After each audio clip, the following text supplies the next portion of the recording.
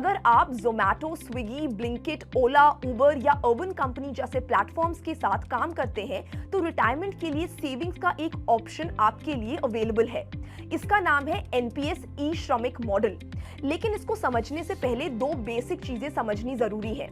NPS क्या है और पीएफआरडीए क्या है। एनपीएस यानी नेशनल पेंशन सिस्टम एक long term retirement saving system है।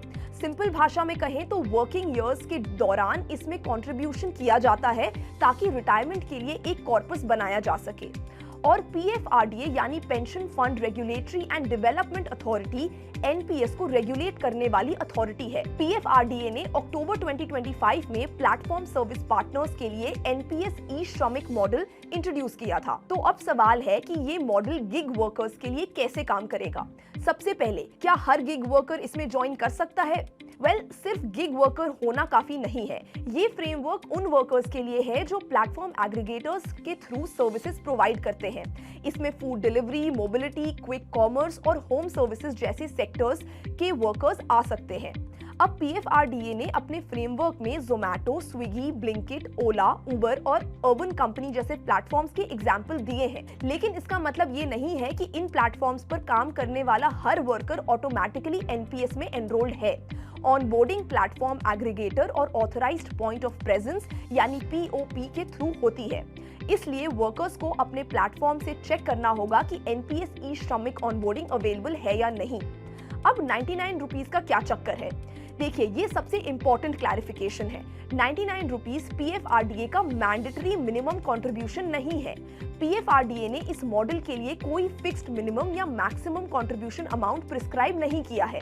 99 रुपीज को एक एग्जाम्पल के तौर पर दिया गया है। प्लेटफॉर्म एग्रीगेटर या वर्कर अपने अरेंजमेंट के हिसाब से कंट्रीब्यूशन का मिनिमम अमाउंट डिसाइड कर सकते हैं। अब इसमें पैसा कौन डालेगा? इस मॉडल में 3 पॉसिबिलिटीज हैं।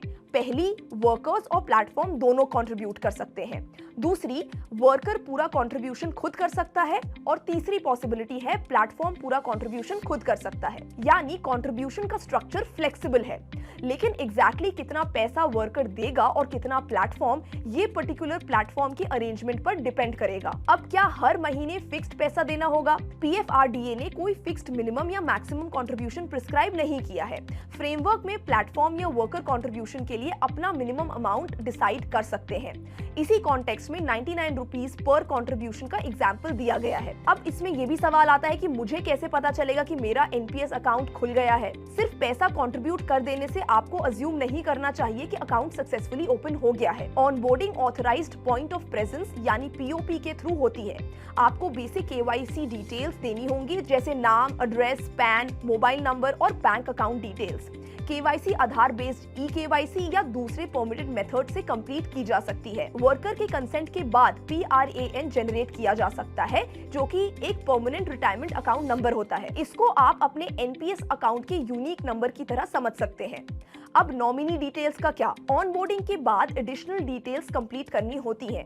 इसमें नॉमिनी डिटेल्स भी शामिल हैं। पीएफआरडीए के फ्रेमवर्क के मुताबिक नॉमिनी डिटेल्स ऑनबोर्डिंग के 60 डेज के अंदर रिकॉर्ड करनी होती है।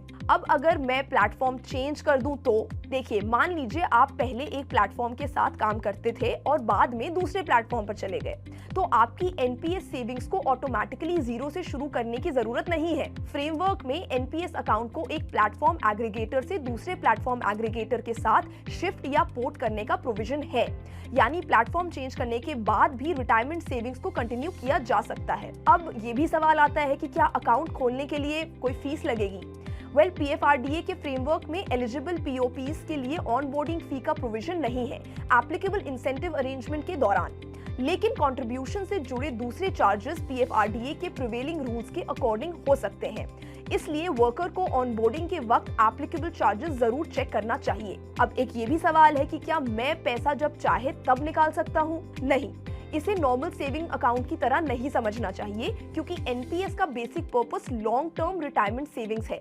प्लेटफॉर्म वर्कर्स के लिए एग्जिट और विड्रॉल पर एनपीएस ऑल सिटीजन मॉडल के एप्लीकेबल रूल्स फॉलो होंगे। इसलिए जो पैसा आप रिटायरमेंट के लिए इन्वेस्ट कर रहे हैं, उसे शॉर्ट टर्म इमरजेंसी फंड की तरह ट्रीट नहीं करना चाहिए।